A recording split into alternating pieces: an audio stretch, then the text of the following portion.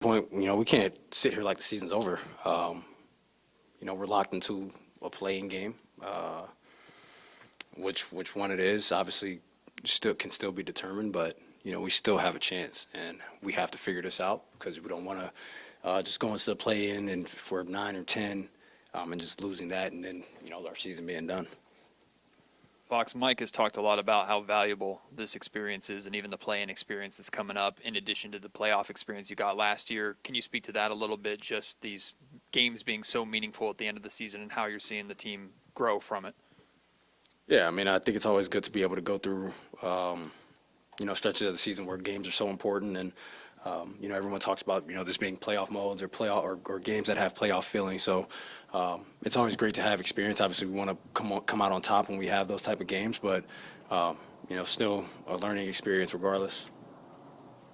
De'Aaron, can you kind of walk us through the play design there at the end, and was it Brad that you felt like got you, and where? I didn't feel like anything. You can go watch it.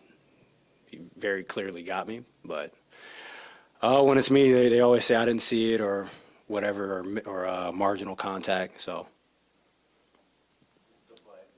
it doesn't matter what the play was. If I got fouled, I got fouled. I'm trying to pick up the ball, hits my whole arm, they get the steal.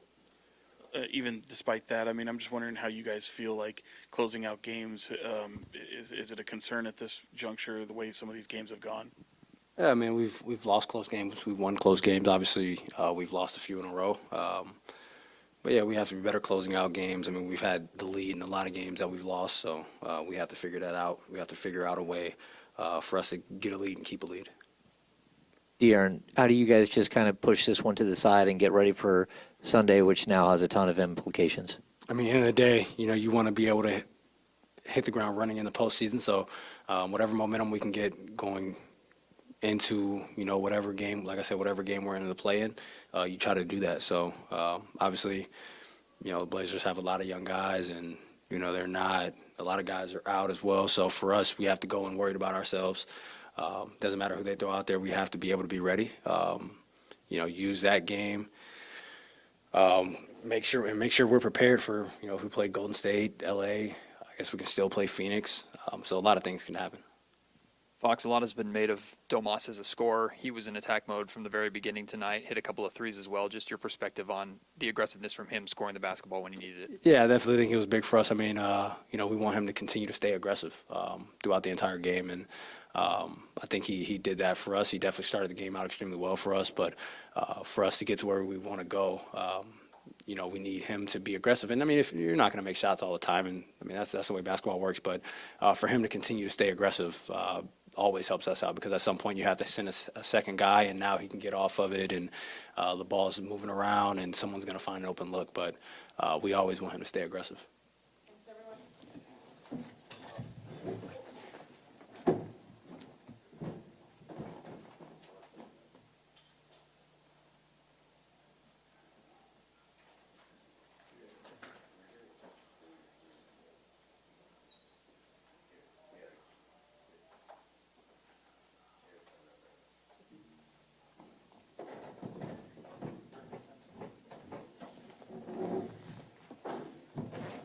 Mic check.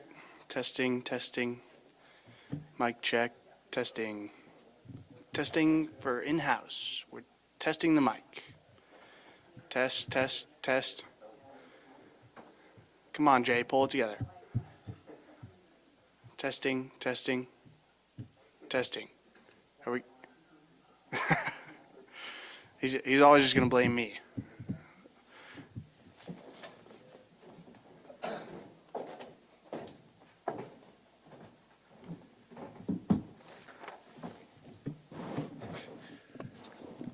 Man, I tell you what, our guys fought.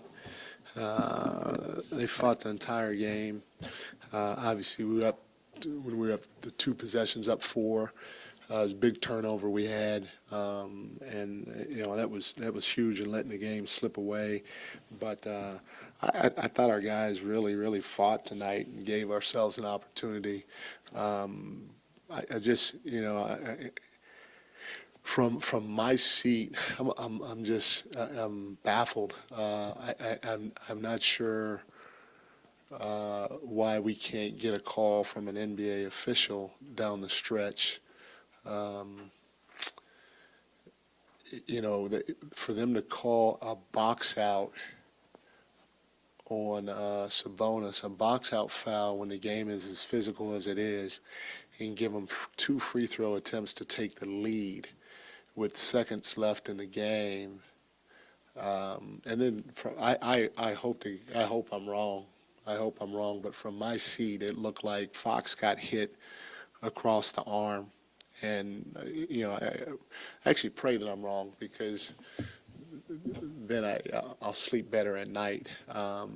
But we got beat by New Orleans. They came in here and they beat us. But if you look at our other losses besides that, again, from my seat, it looked like De'Aaron got fouled across the arm. In Oklahoma City, Shea traveled. In Boston, Kobe gets smacked in the face. And, in real time, when you're trying to plead your case, guys look at you and they say there was no contact and there was no this and no that. And it's just tough when you can't get a call, but the other team keeps getting calls, and the officials feel like that they're right. And then the 2-minute report comes out, and Shea traveled, Kobe got smacked in the face, and they go home and sleep at night, and we're up all night fretting over the game, because we're fighting for our playoff lives. So it's tough to see it from my seat, and like I said, I hope the officials were right in the no call, especially when they called a box out foul on Domas to give Nurkic 2 free throws to put him up. But just a tough way to lose basketball games when stuff is as obvious as it is. But there's no call. Like, building I'm off wrong. that. Go ahead. No, you're good. Building off of what you were talking about, not trying to get you in trouble, is there anything Fox can do? I mean, he's made it known vocally after games that he feels he's not getting the whistle that other stars in this league get. From your opinion, working with different stars, is it just a reputation thing? Is there something physically he can do, building a relationship with officials, or is it just something that just has to naturally happen? But it's going to have to kind of naturally happen. He's got a couple of things probably going against him. The officials probably don't look at him in that category. I don't know. They probably look at the Kings on our jersey. I don't know. I don't know what it is. But in the 2 losses before our Boston game against New York and against Dallas, we had 22 free throws combined, and Luka and Brunson had a combined 24 free throws. And if you add the rest of the team up, it was 62-22.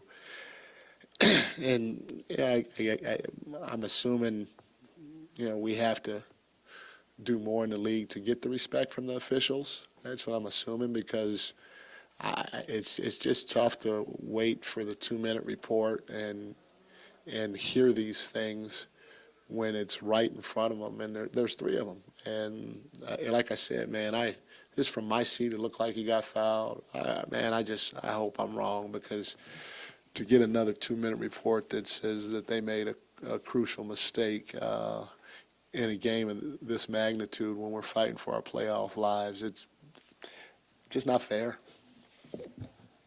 Coach, 22 points for you guys in that fourth quarter. What did you see that kind of led to some struggles there, specifically when it comes to your stars? Well, there was a stretch there where we started selling for the 3 off the dribble, and we didn't move the defense at all, and we addressed it in the timeout. And after we addressed it, we did a better job of getting to our spots and making right plays. But Phoenix defense picked up a little bit. The physicality was there, but again, I thought we settled for a little stretch, which attributed to us scoring only 22 points in that quarter.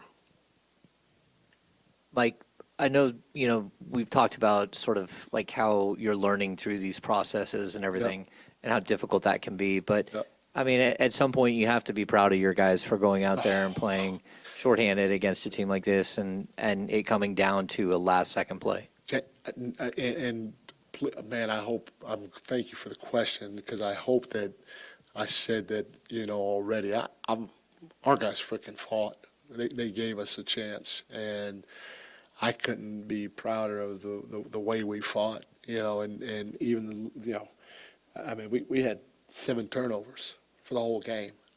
Obviously that was a big one when we were up 4, but have 7 turnovers when you play, especially coming off a back-to-back, and I give our guys credit. They fought, they stepped up in a big-time game, and they gave us a chance to win. My disappointment and, part of the reason why I'm a little dejected, I hope that's right. Is that right, what you're saying? Yeah, dejected. Okay, thank you.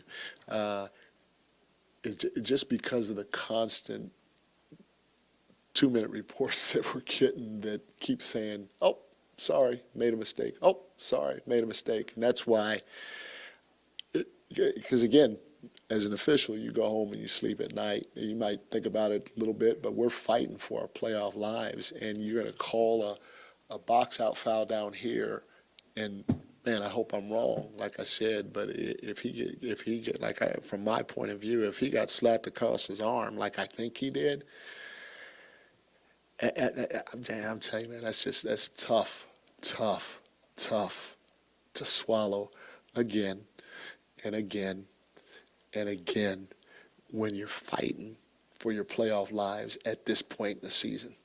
If you're bold enough to make a box out call, then you got to make that call. If it happened, from my seat, because I have not seen a replay yet. Mike, can you walk us through the kind of the design of that inbounds play and just what you were hoping to get out of that? We wanted to get that, Foxy in space in an ISO situation, and basically Domas pinned down on him, got him open. Fox got to his spot, and I think it was Book. It looked like Book, tried to knock the ball out of his hands on a shot, and looked like he came across his arm. But we just wanted to get, our best player in a situation like that in space and give him an opportunity to go win the game. And again, like I said already a handful of times from my vantage point, it looked like he should have had an opportunity to win the game from the free throw line. Thanks, everyone. Thank you, guys.